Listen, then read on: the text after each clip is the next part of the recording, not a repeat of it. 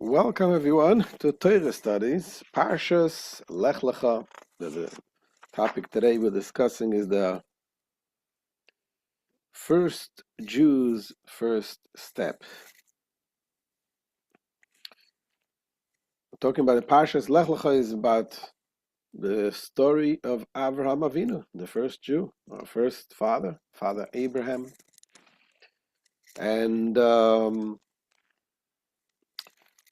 we live with the time, as the Alter Rebbe said, we live with the Parsha. And every day in this week is a happy day because we live every day with Avraham.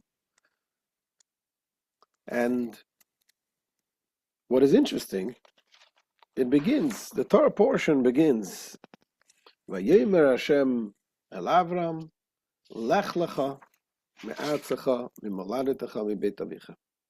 Hashem says to Avram, go away from your father's home, from your homeland, from your birthplace, from your father's home, to the land that I will show you. Avraham then was 75 years old. What happened before, until that day?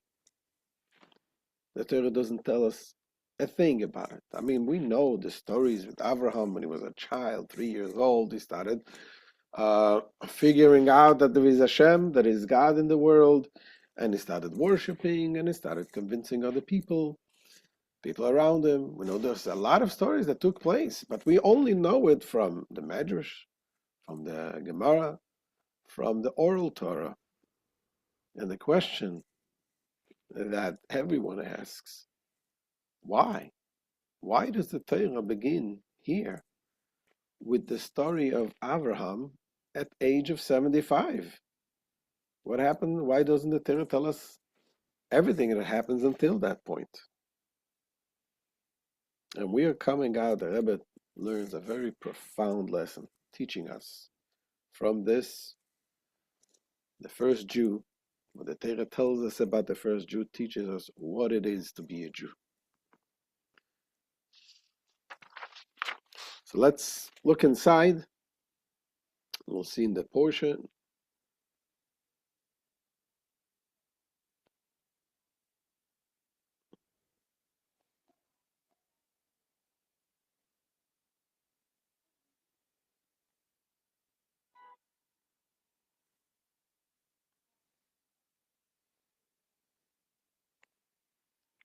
So here it is. So the Torah introduces Avraham at the age of 75 when he was commanded, Avraham Avinu was commanded to leave his home and go to the land. Hashem didn't tell him which land, the land of Canaan.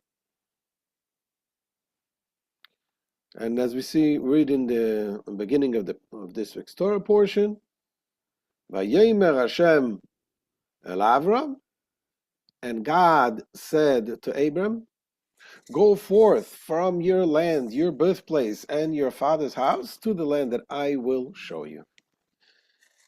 And I will make you into a great nation and increase your name, and may you be for a blessing.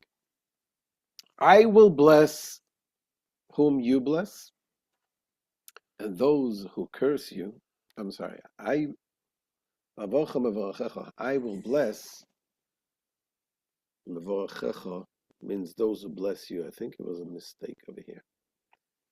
I will bless those who bless you, and those who curse you, I will curse. And all the families of the earth will bless themselves by you. And Abraham went as God instructed, and his nephew Lot accompanied him, and Abraham was 75 years old when he left Haran. And again, the question was, why doesn't the Torah tell us anything else until he reached that age of 75? And indeed, that question is asked by Rabbeinu Bachya, as he writes here in text 2. Before the Torah states that God spoke to Abram, He would have made sense to inform us of his greatness and character, so we would know who he is. Then the Torah can tell us that God spoke to him, and so on. After all, this is what the Torah did for Noach. If you remember last week, we read about Noach. The Torah talks a lot about Noach, that Noach was a righteous person, followed God's ways. And this is why when Hashem decided to destroy the corrupted world, he decided to spare Noach. But the Torah tells us, gives us an introduction. Who is Noach? Here, the Torah doesn't tell us anything. Who is Avraham? Avraham was a person that served God all these years. Doesn't say a word. Another question.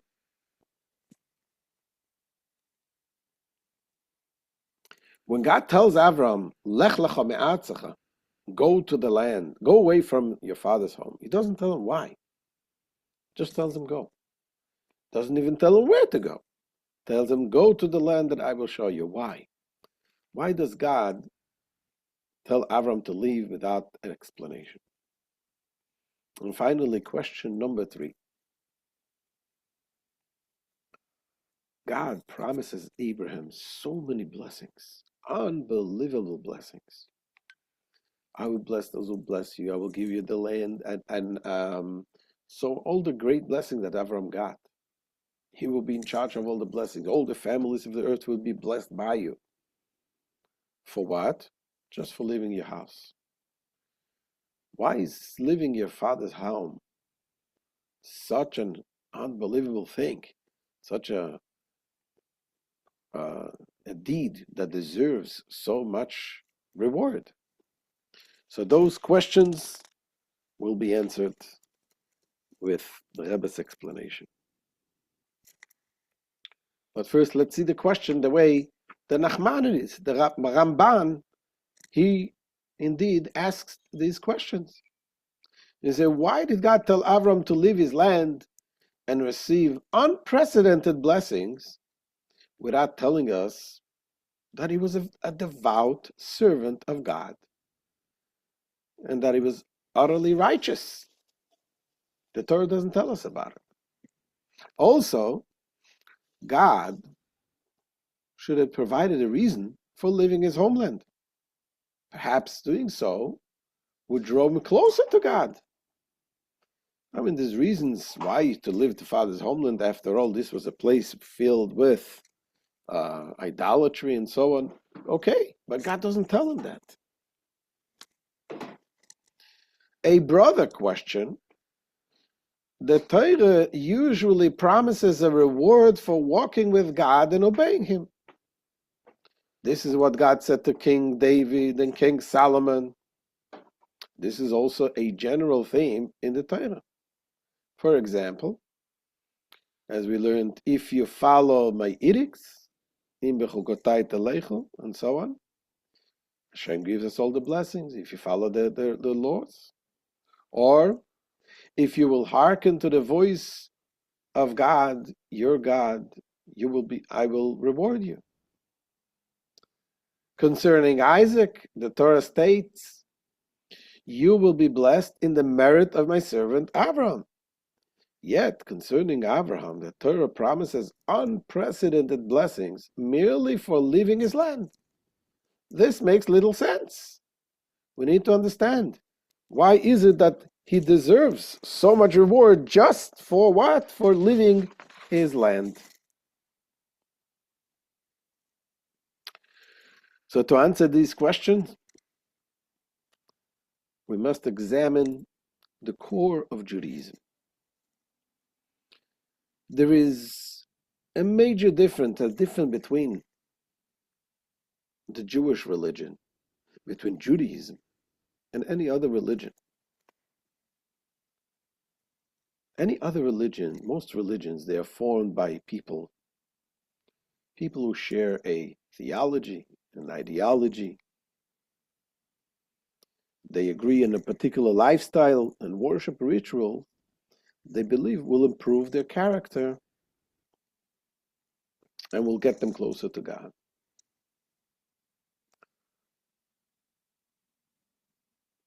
Judaism is different. Judaism was initiated by God. Hashem chose the people to bring them closer to Him. It's not that people decided we want to go, we want to get together, we're going to follow, we believe in certain things, we're going to. Hashem chose Am Israel. Hashem chose us to follow Him. That is a major difference.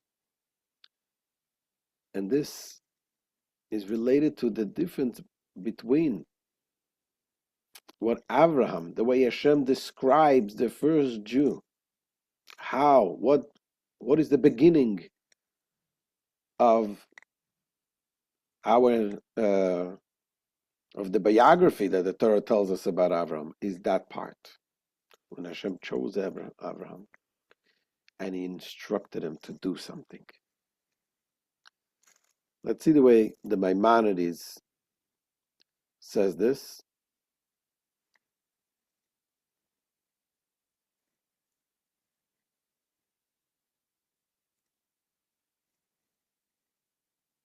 Says the Maimonides, in the beginning, in the days of Terach, Avram's father, and before our ancestors were pagan, beginning the days of Terach and the days before Terach, our ancestors were pagan, strayed after vanity, and pursued idol worship. The true religion emerged when God drew us near to Him, chose us from among all nations, and brought us close to His oneness.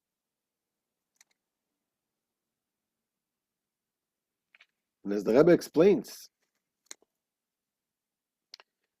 as the Rebbe says in the Likutei Sichos, in 25, volume 25, says the Rebbe, the relationship between God and most people begins with knowing and acknowledging God.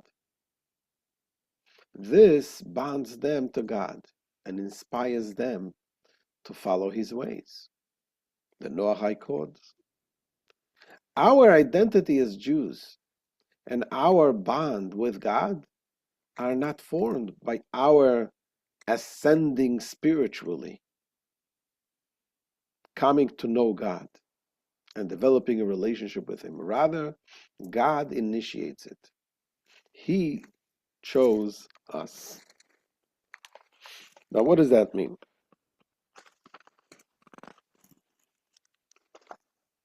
See, Judaism has a vision for all people, comprised of the 7 Noahide laws. When people observe these laws and live according to God's wishes, they make the world a holier world, a more godly world, and thereby forming a relationship with God. So, in other words, the commandments that there are for the other nations, the 7 Noahide laws, they are a portal through which humanity can form a bond with God. They follow the laws, they form a bond with God. The laws are there to make them better people, to make the world a better world. But Judaism is a whole different thing.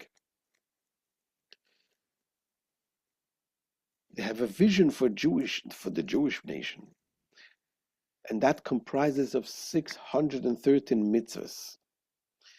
These laws are different, not only because there are more. There's 7 Noahide laws, and here 613 mitzvahs. They're fundamentally different. They don't form our relationship with God. On the contrary, they are given to us because we are in a relationship with God. In other words, Hashem chose us, and He wants us to be in a relationship with Him. In order to have this relationship with Him, He gave us these mitzvahs. So the relationship is not really dependent on the mitzvahs. Of course, the mitzvahs, the more mitzvahs you do, you're more connected, you're more refined, you become more spiritual. But you do not become more Jewish when you do more mitzvahs. What do I mean by that? A Jew is a Jew even if he doesn't do any mitzvahs. You are a Jew. This is who you are. God chose us to be His. And the mitzvahs, yes, of course, we have to do all of the mitzvahs, which binds us, connects us stronger. But this is the fundamental difference. So God gave humanity the Noahide codes to create their bond with Him, while He gave the Jews His commandments because of our existing bond. And this is, as the Maharal explains this, he says the difference between Jews and other nations is that God chose Jews as they are, not for the good deeds. We should not think God chose them after they did His bidding, and that this choice comes undone when they don't do His bidding. That's not the case. Says the Maharal, this is why the Torah states first, I will be your God, and then they will be my nations. It's a quote from Jeremiah. The message is that God chose the Jews before they worshipped Him. However, for the other nations, the Torah states first, to be to me for a nation. Then I will be your God. And that is in Jeremiah 30, verse 22. This implies that God draws them close only when the behavior is righteous and good.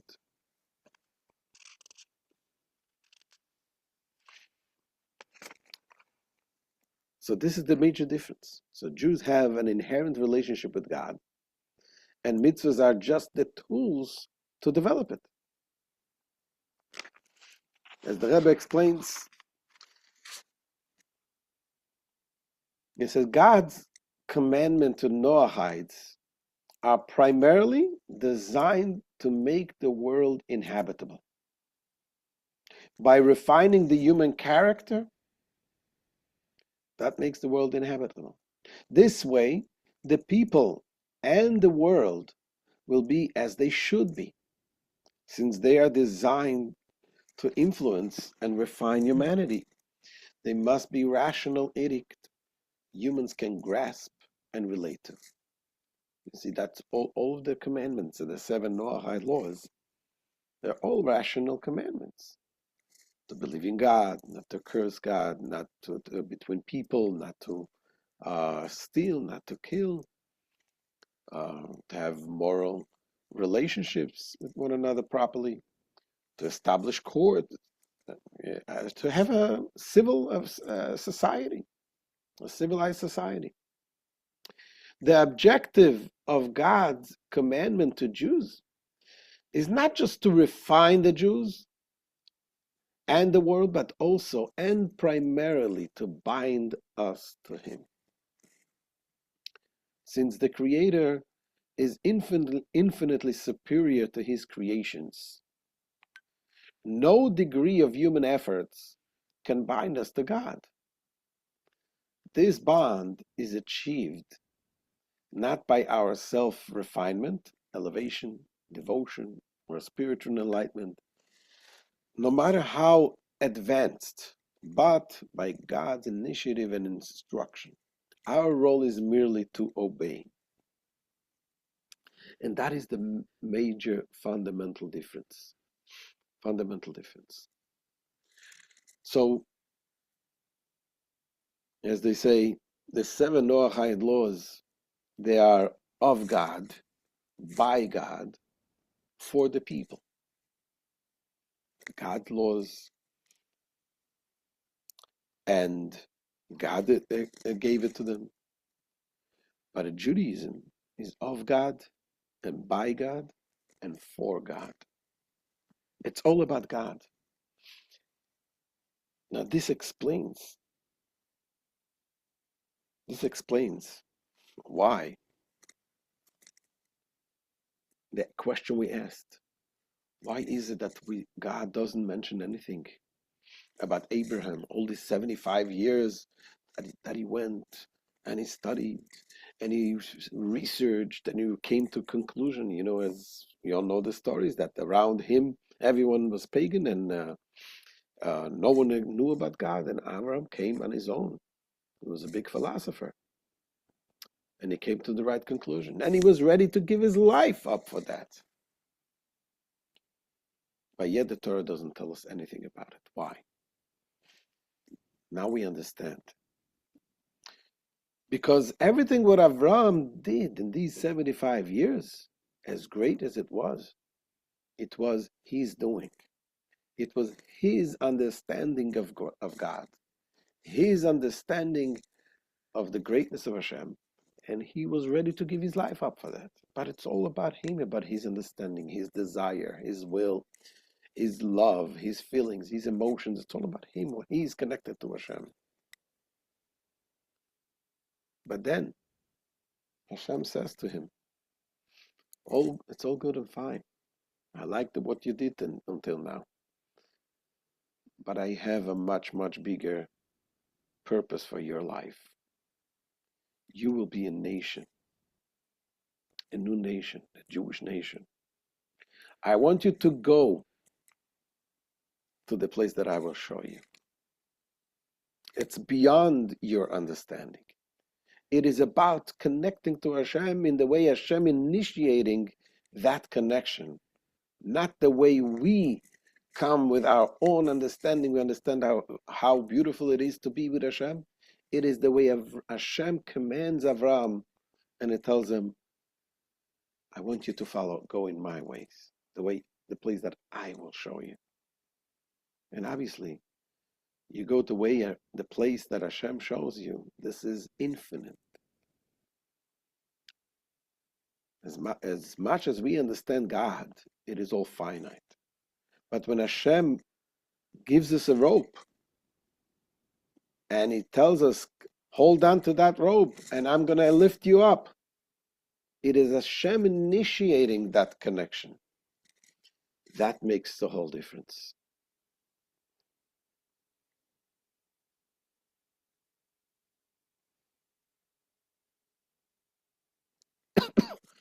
So mitzvahs give finite humans the opportunity to connect with God's infinite reach.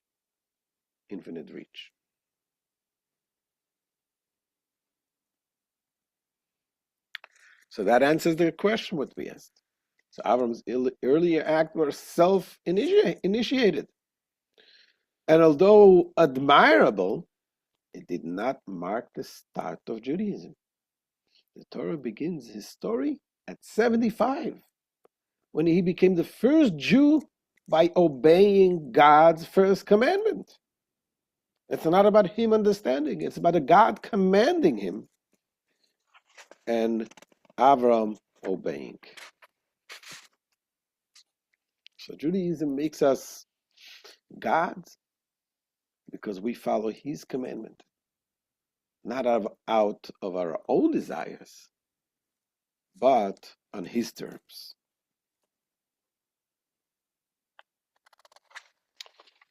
And this says, the Nitzchak Abarbanel says, Avram was not moved by divine prophecy to discover God and to spread the word about him. His theories and astrological examinations moved him.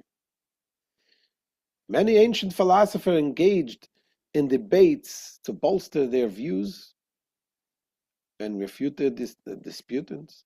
Yet, this is not considered a merit, and their words are not recorded in the Torah. Only the words of God's prophets, who were pious people and who cleaved to God, and the things they did at God's behest, they are recorded in the Torah. Their personal thought and theories are not included.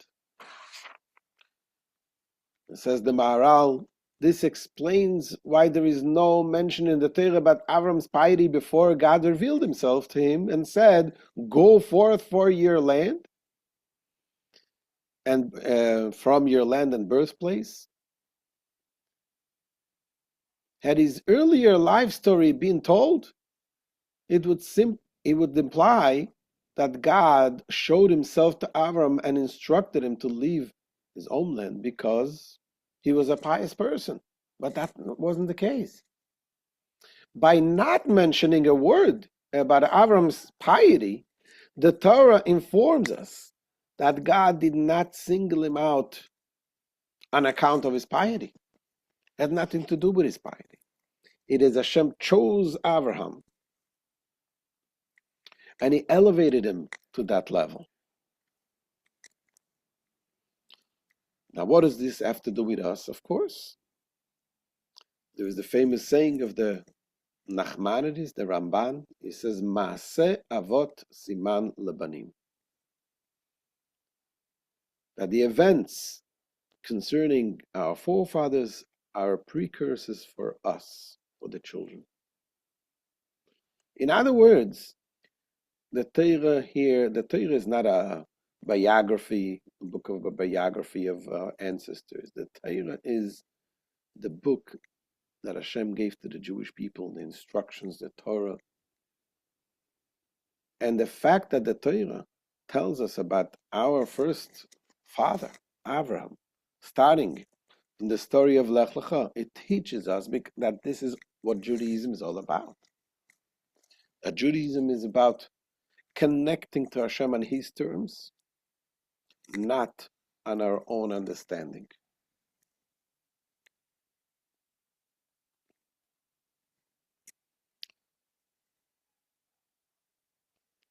And for this reason, our sages declare that amaise hu ha'ikar,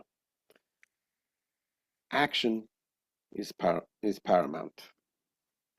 As the Gemara says, Rabbi Tarfon and the sages once assembled in the upper floor of the Nintza family house in Lod, and a question was presented to them: which is primary, Torah study or mitzvah observance? Rabbi Tarfon replied that deeds is paramount. Rabbi Akiva replied Torah study is paramount, and they reached a unanimous consensus and proclaimed that Torah study is greater because study leads to action. So the bottom line is that the action is the most important. Action is the ultimate priority. And everything else is important only because it helps enrich our performance of mitzvahs. So Torah study is important. Love of God is critical. Enthusiasm for mitzvahs is essential. But the action is the priority. In other words, yes, of course, we need to study, we need to understand, we need to feel the mitzvahs. But why do we need to do this? When we study, when we understand, and we feel the mitzvahs, though they enhance our way and our connection to Hashem. They refine us in a better way. Say there's 613 commandments, they correspond to the 613 organs of the person. And each mitzvah refines us in a different way. When we do it with feeling, we refine our emotions as well. But that's not reaching the core. That's not reaching the essence of who we are. The essence of who we are is beyond our logic, beyond our emotions, beyond our desires. It is the very essence which is connected with Hashem himself. Hashem chose us and he gave us the mitzvahs.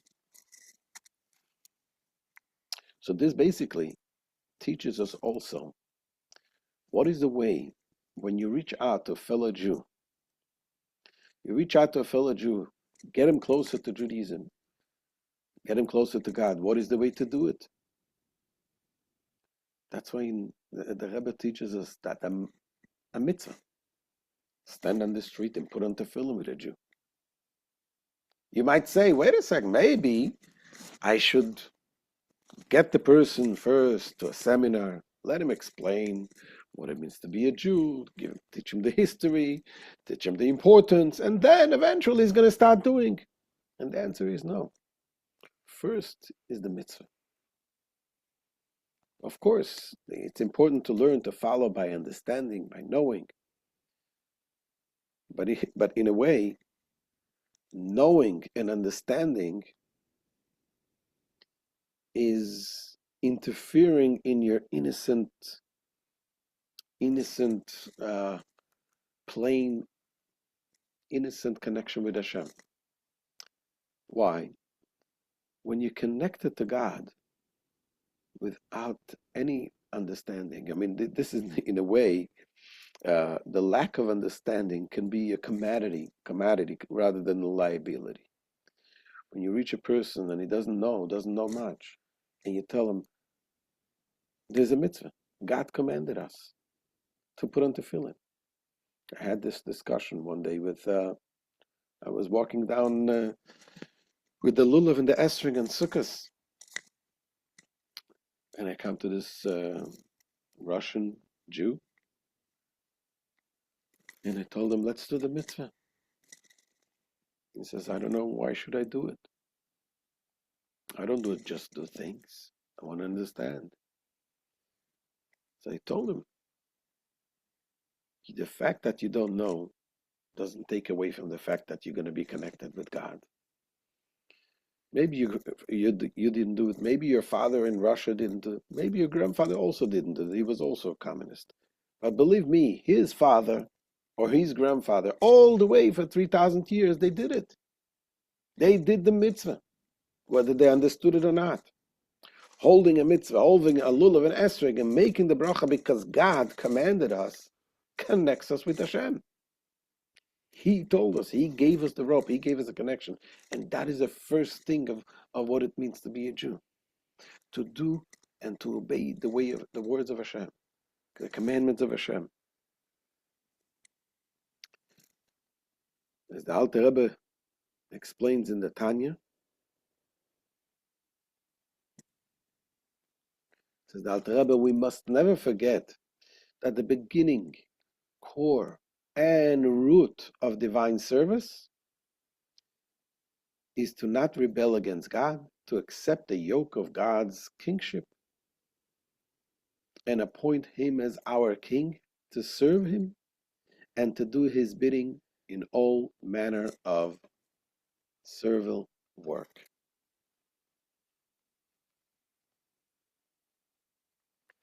Of course, so the first thing is doing. It doesn't mean that we should remain ignorant. Yes, once you do the mitzvah, on the contrary, go ahead, learn more. And in Chassidus, there's so much depth of every mitzvah, explains the depth of every mitzvah, gives us more excitement in doing those mitzvahs. But we never forget from the very basic core that the mitzvah, the action, the doing Hashem's will, is the most crucial, the most essential thing. And this explains what Hashem says to Avraham in this week's portion. The portion is called Lech Lecha. Hashem says to Avraham, Lech Lecha. What is Lech Lecha? Literally, Lech Lecha means go forth.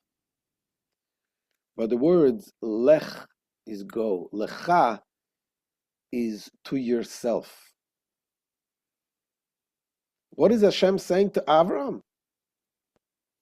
I want you to go away from everything else. Go to yourself. What is yourself? Your very core, your very essence.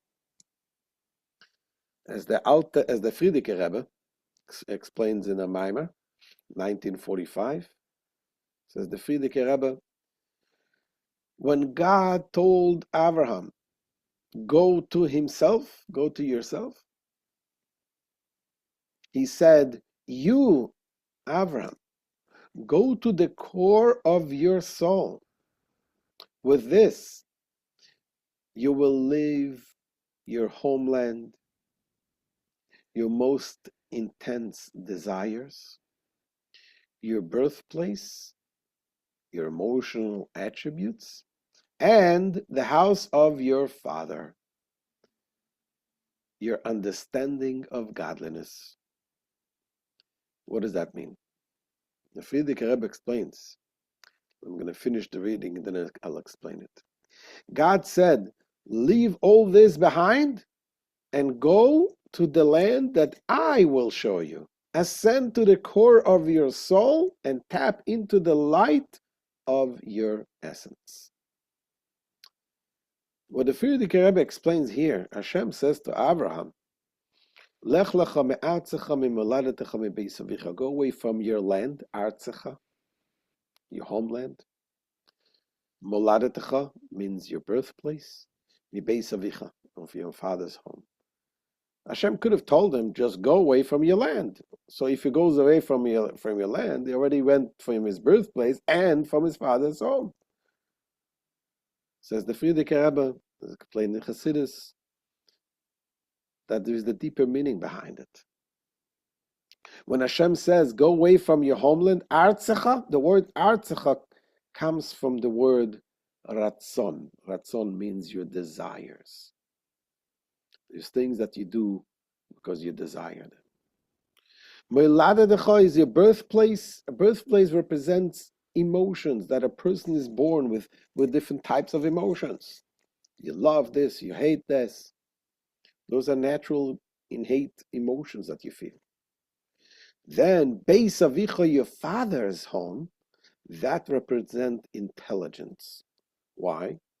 Because the intelligence, they are sort of the fathers of the emotions. The emotions are created from the intelligence.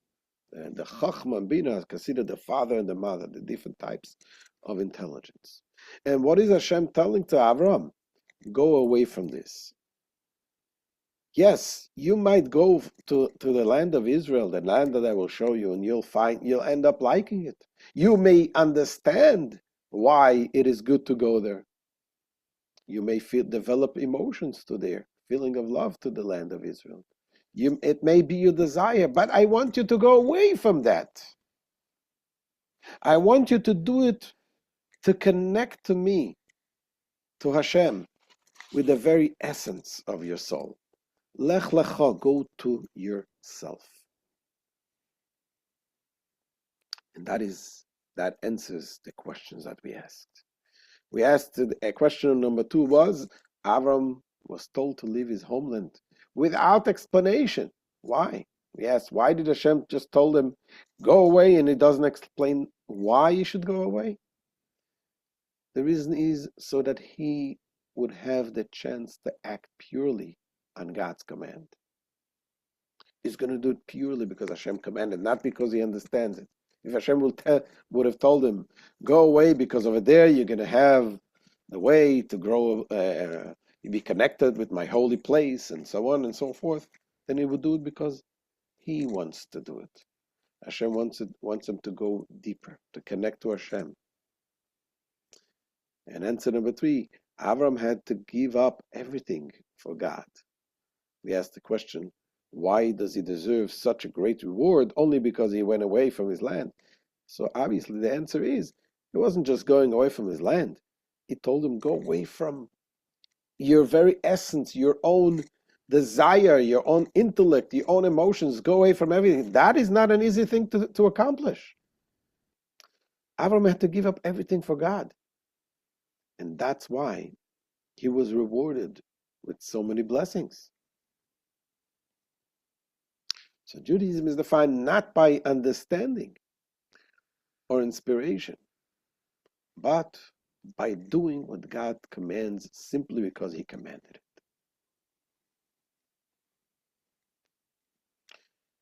So some key points to remember. So the Noahide codes is designed to refine those who observe it. Judaism is designed to attach the Jew to God. Therefore, the Noahide laws are rational codes that humans can understand and relate to. The Jewish commandments should be observed purely because they are God's wishes. That's why we have so many laws that makes no sense. They make no sense. 3, Avraham achieved many wonderful things before God gave him his first instruction at 75. These don't appear in the Torah because God did not initiate them. It was his work. Hashem wanted to reach him to a higher place. Before Avraham became the first Jew, and he received and obeyed a commandment initiated by God. That is when the Torah begins Avram's story. And finally, number 5, God instructed Avram to obey this instruction simply because it was God's wish, not because he wanted to or understood its benefits. This was a huge feat, and Avram was rewarded with many remarkable blessings for this. So that's the message of Lech Lecha. It is really a profound understanding of what Judaism is all about. It's about our deeper connection to Hashem. There's a story, I think I once told that story, in the town of Bardichev, back in the days, Rebbe Levi Yitzchak of Bardichev, 250 years ago, about. So those days, it was very difficult to get esrog for sukkahs, to make the bracha. And so there was one particular year that they couldn't find a single esrog in the whole town. Usually they would send people to different places, and nobody was able to find a kosher esrog. So right there close, they got close to the holiday, and they still didn't have an esrog. They sent messengers in the intersections of the ways that lead to Berdichev to look. Maybe they'll find a Jew with an esrog. And sure enough, they found a traveling Jew that he was carrying an esrog with him. And they asked him, please, can you come stay with us in Bardichev? This way everyone will be able to make the blessing on your esrog. He says, I'm sorry. My wife and children, they're waiting at home. I'm going home for the holidays. And I'm sorry, I can't do it. They begged them, and it didn't help. Finally, they told him, please, let's just come to say hello to the Rebbe. Maybe he can convince you. So he agreed to come to say to the Rebbe. He came to the Levi Yitzchak Bardichever, and Rabbi Levi Yitzchak told him, listen, if you stay here in Bardichev for Sukkot, I promise you, you will be next to me in Gan Eden, in heaven. A Jew hears such words. He says, this is something an offer he cannot refuse. And he agreed. So he agreed to stay there for the holiday.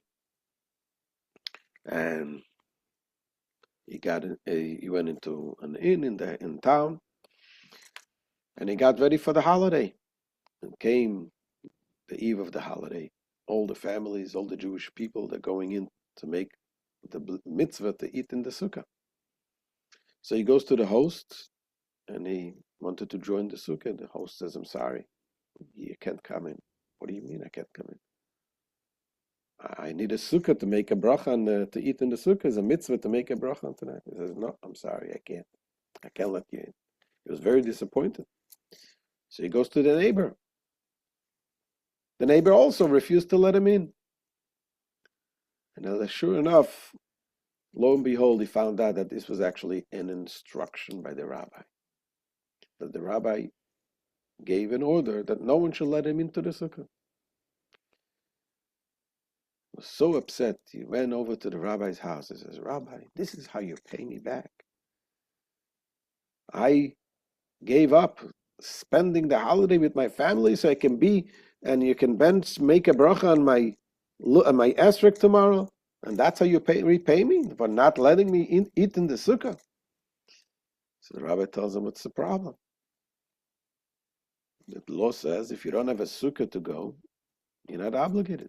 But what do you mean I'm not obligated? But it's a mitzvah. I want to have that mitzvah.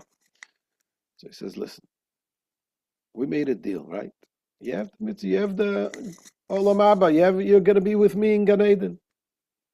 So what do you need that mitzvah? He says, no, Rabbi, I want that mitzvah. He says, okay, I want that mitzvah so strong. So let's make a new deal. If you give away the promise that I promised you, then I'll let you into my sukkah. He was so confused, didn't know what to say. And at the end, he says, no, oh, Rabbi, I don't care. Now I have a mitzvah. I want to be in the sukkah. There's a mitzvah that God commanded us. I want to be in the sukkah. So he gave up. He gave up the whole thing, the deal that he promised them to be with him in Gan Eden. So he led him into the sukkah and ate in the sukkah. And the next day, Rabbi Levi Yitzchak, the rabbi, called him and told him, listen, I want to explain to you. Yesterday when I promised you to be with me in Gan Eden, you really didn't deserve it. But now that you gave up your Gan Eden to perform a mitzvah, now you're going to go into Gan Eden and now you deserve it. So this is what it means. A Jew wants to do the mitzvah for Hashem. He gives up everything. Look at the hostages that came out of Gaza. They gave up everything. Simple people who didn't know anything of the Yiddishkeit. They were not religious at all. There was one hostage that came out. He said, Ani Yehudi, Ani Chazak, I'm a Jew, I'm strong. He kept saying it. His parents didn't understand what he was saying. And they found out. He told them that throughout the 2 years that he was there, they tried to convince him. You're going to give him food. They're going to give him, if he only says the words of the fast and the Ramadan, learn the Quran, and absolutely not. Because I'm a Jew. I'm strong. This is the connection that the Jew has with Hashem. It's beyond logic. It's beyond understanding. It is our core that Hashem chose us and we chose Hashem. And that is beyond anything that can be explained. And that is the Lech Lecha.